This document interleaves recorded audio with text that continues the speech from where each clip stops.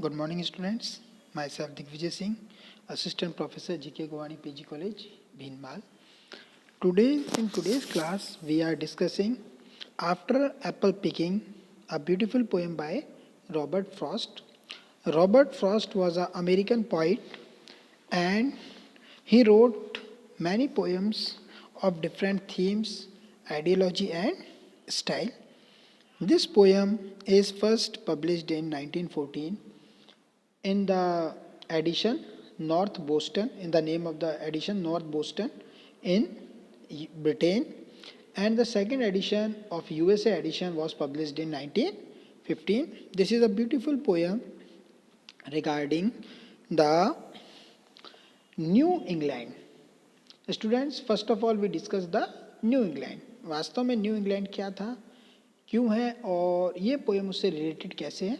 हम लोग ये देखते हैं कि अमेरिका में जाकर, जैसे ब्रिटेन साम्राज्यवादी देश था, कॉलोनियल देश था, तो उसने सभी जगह पर जाकर अपनी कॉलोनीज स्थापित की और अपना कैपिटलिस्ट जो उसका कैपिटलिस्ट रवैया नहीं कह सकते हम लोग, उसे कह सकते हैं कि साम्राज्यवादी जो है, उसका भी मुझे वर्ड नहीं आ रहा है लेकिन हम इसको चर्चा करेंगे. तो वो रवैया उन्होंने अख्तियार किया और उसके बाद कॉलोनीज़ बनाई. और न्यू इंग्लैंड के अंदर हमने देखा, न्यू इंग्लैंड का मतलब क्या है, न्यू इंग्लैंड मीन्स यूएसए, जो वर्तमान का हम यूएसए देखते हैं, उसमें कॉलोनीज़ बनाई कुछ जगहों पर, और वहाँ पर खेती का काम चालू किया और उस कृषि के साथ वो यहाँ से अपने साथ में लोगों को बसाया उन लोगों ने. हाँ, साम्राज्यवाद को हम कहते हैं इम्पीरियलिज्म. इम्पीरियलिज्म की जो थ्योरी थी, उन्होंने इम्पीरियलिज्म जैसे अफ्रीका में किया और इंडिया और यूएसए के अंदर कॉलोनीज़ बनाई. ये बहुत सारी चीज़ें हैं अमेरिका की क्रांति से संबंधित, लेकिन हम यहाँ पे देखते हैं रॉबर्ट फ्रॉस्ट को एज अ मॉडर्न पोइट और he was also American poet. Then student, we start the first stanza of this poem, the first part of this poem. और हम लोग एक चीज़ और देखेंगे कि हम स्टैंजाज में इसको वैसे तो डिवाइड करके पढ़ेंगे, लेकिन इसमें क्या ओवरलैपिंग है, मतलब कभी इसके जो आप लोग ये नोट डाउन करना अपनी नोटबुक में, ये फ्री वर्स में लिखी हुई है, ना तो ये एम्बिक पेंटामीटर में लिखी हुई है, ना ये ब्लैंक वर्स में लिखी हुई है, क्योंकि ब्लैंक वर्स में एम्बिक पेंटामीटर होता है. नहीं, कभी कभी एम्बिक पेंटामीटर को फॉलो करता है और कभी फॉलो नहीं करता, तो ये फ्री वर्स में है. सेकंड नंबर, कुछ लाइंस लास्ट में आने के बाद ना उनमें कोई कॉमा होता है ना फुल स्टॉप होता है, मीन्स उनके आइडियाज़ नेक्स्ट लाइन में ट्रांसफ़र होते हैं. और मैंने जैसे पहले भी आपको बताया था, एक फिगर ऑफ स्पीच है इंजैममेंट जो है, उसके अंदर आइडियाज़ फ्लो होते हैं, मीन्स ओवरलैपिंग चलती रहती है और किसी एक स्टैंजा में बात पूरी नहीं होती या किसी एक लाइन में अपनी बात पूरी नहीं होती. Then student, we start this poem, the first stanza of this poem.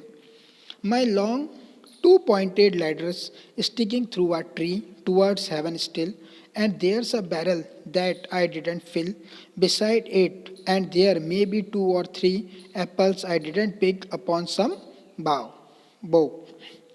Then student, my long two-pointed ladder sticking through a tree, मतलब एक लैडर है. लैडर आप जानते होंगे, लकड़ी की बनी हुई सीढ़ी, जिसे हम निसेनी भी बोलते हैं, जिसमें लकड़ियों के दो मतलब पैरेलल लकड़ियाँ होती हैं, वर्टिकल और हॉरिजॉन्टल्स छोटी लकड़ियाँ होती हैं, उनसे बनाई हुई एक लैडर होती है. साधारण सीढ़ी, जैसे मान लो कभी हम पेंट करने के लिए या कोई सामान उतारने के लिए घर में वो लैडर यूज़ करते हैं, और कभी कभार पेड़ों से कुछ फल तोड़ने के लिए भी ऐसी लैडर यूज़ की जाती है, क्योंकि एप्पल्स जो हैं पेड़ में आते हैं, तो उन्हें तोड़ने के लिए my long two pointed ladder sticking through a tree. और इस लाइन से हमें पता चलता है कि न्यू इंग्लैंड के अंदर कृषि एक मुख्य व्यवसाय था उस समय में, और आज भी कृषि बहुत अमेरिका में बहुत होती है. अमेरिकन कैलिफोर्नियन जो हम लोग बादाम खाते हैं वो भी वहीं से आते हैं, एप्पल्स बहुत होते हैं वहाँ पे, तो बहुत सारी कृषि की बहुत सारी चीज़ें, पोटैटो चिप्स जो है वो अमेरिका की ही देन है एक तरह से हम देखते हैं. टोमेटो